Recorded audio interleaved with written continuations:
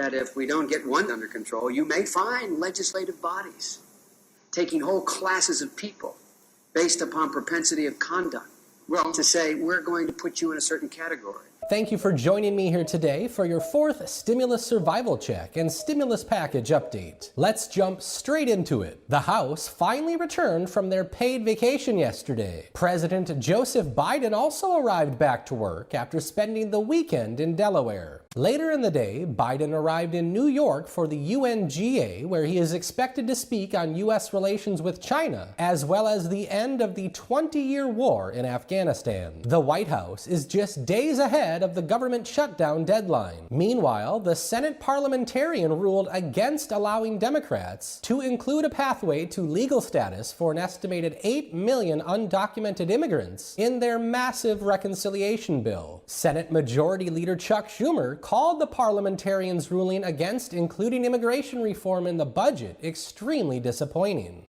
Last night's ruling was extremely disappointing. It saddened me, it frustrated me, it angered me, because so many lives are at stake. But make no mistake, the fight continues. Senate Democrats have prepared alternative proposals. We'll be holding additional meetings with the parliamentarian in the coming days.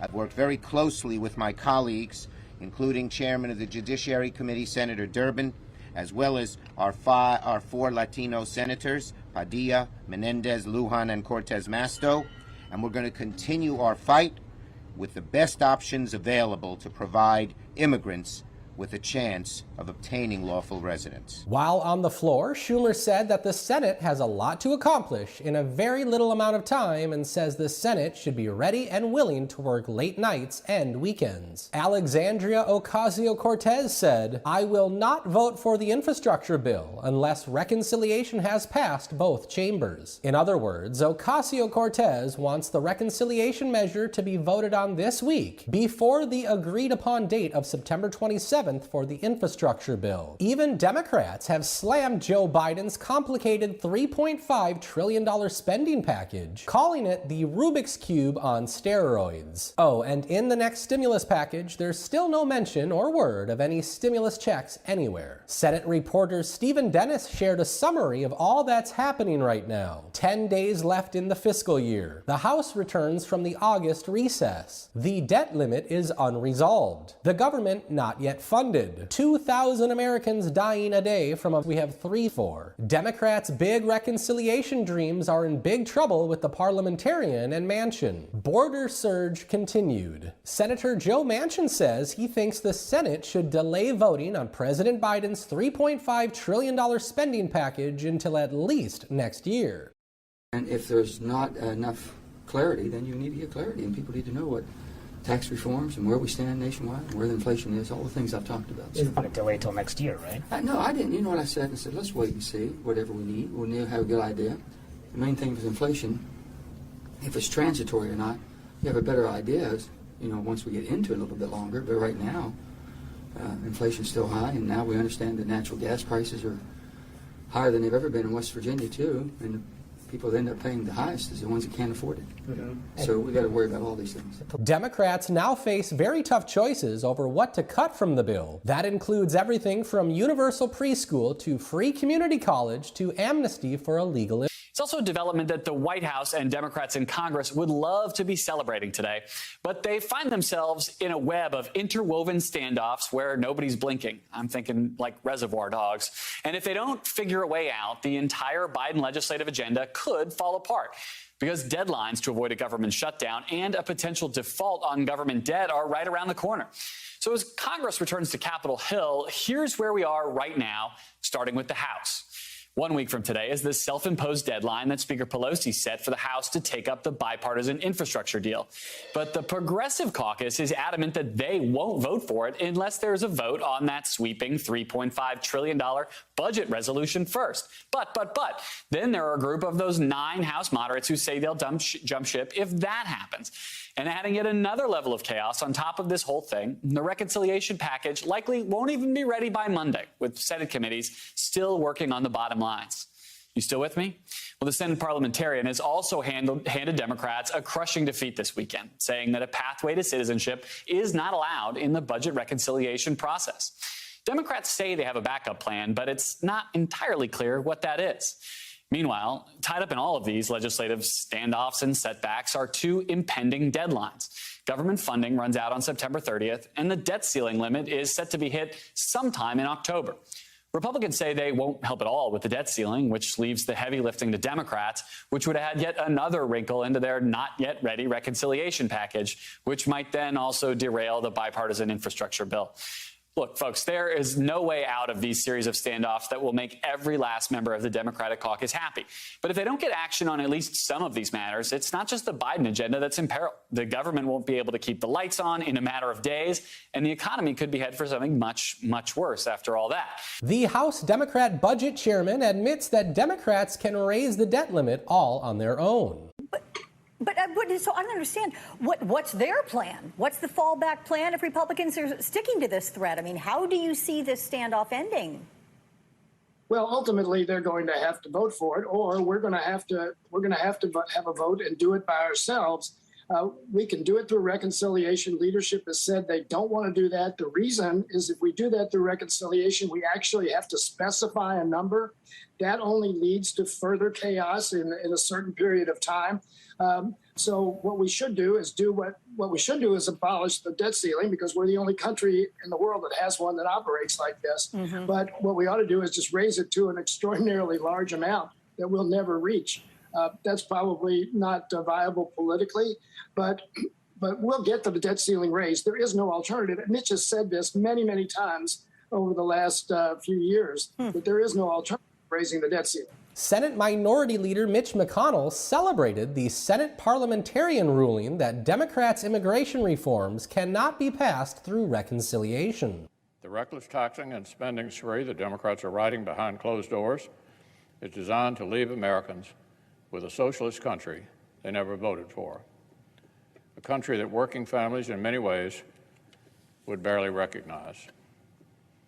Last night, one of those many efforts hit a stumbling block. Senate Democrats were reminded the rules of this institution will not permit them to shove a massive amnesty for illegal immigrants into a reckless taxing and spending spree they want to ram through on a party line basis.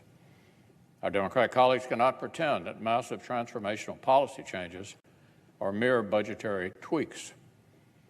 As no less an authority than our colleague, now Chairman Bernie Sanders, said just a few years ago, quote, "The function of reconciliation is to adjust federal spending and revenue, not to enact major changes in social policy," end quote.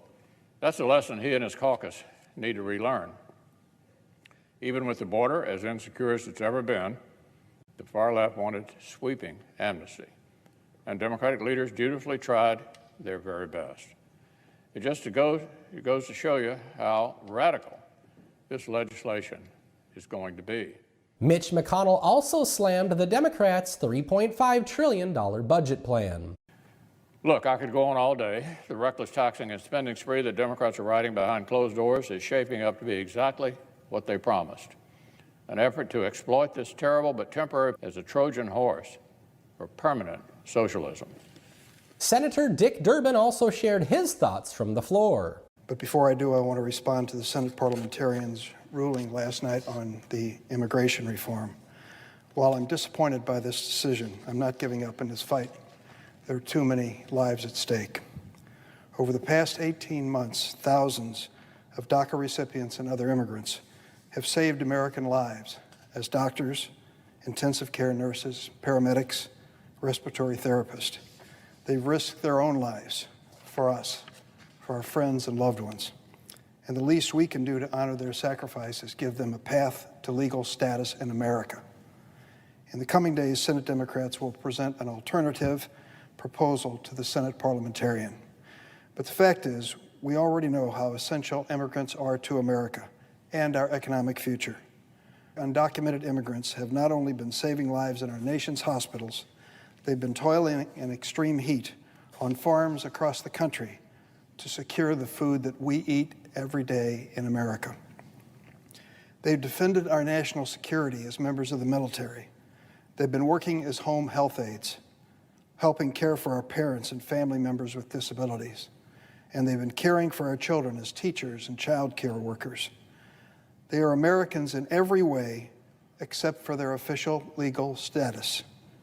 It's far past time to fix that, and that's exactly what Senate Democrats intend to do through budget reconciliation. Speaking of, reporter Peter Doocy and White House Press Secretary Jen Psaki got into it once again yesterday. Question about what's going on at the border. Is somebody asking the foreign nationals who are walking into Del Rio, Texas and setting up camps on this side of the border for proof of or a negative test? Well, first of all, I can readdress for you or re-talk you through what steps we take. That is the policy for people who fly into the country. So if somebody walks into the country, right across the river, does somebody ask them to see their card? Well, let me explain to you again, Peter, how our process works. As individuals come across the border, and they are both assessed for whether they have any symptoms. If they have symptoms, the intention is for them to be quarantined. That is our process. They're not intending to stay here for a lengthy period of time. I don't think it's the same thing. It's not the same thing. These are individuals, as we've noted and as we've been discussed. We are expelling individuals based on Title 42. Specifically because we want to prevent a scenario where large numbers of people are gathering, posing a threat to the community and also to the migrants themselves. So those are the policies that we put in place, in large part because, again, the CDC continues to recommend Title 42 be in place, given we're facing a global... The Vice President on any of this, isn't she supposed to be addressing the root causes of migration? Absolutely, and she has been addressing the root causes of migration by working with countries in the region to ensure they have the assistance they need to reduce the number of people who are coming and trying to make those journeys across the border. We've actually seen some reductions in some of those numbers. That doesn't change the fact that this is a very challenging situation in Del Rio. We're working to implement our policies, and we're working to ensure we are also addressing root causes. I don't know about you, but that's enough political drama for me for today. If you enjoyed today's video, feel free to give it a like by pressing the thumbs up button.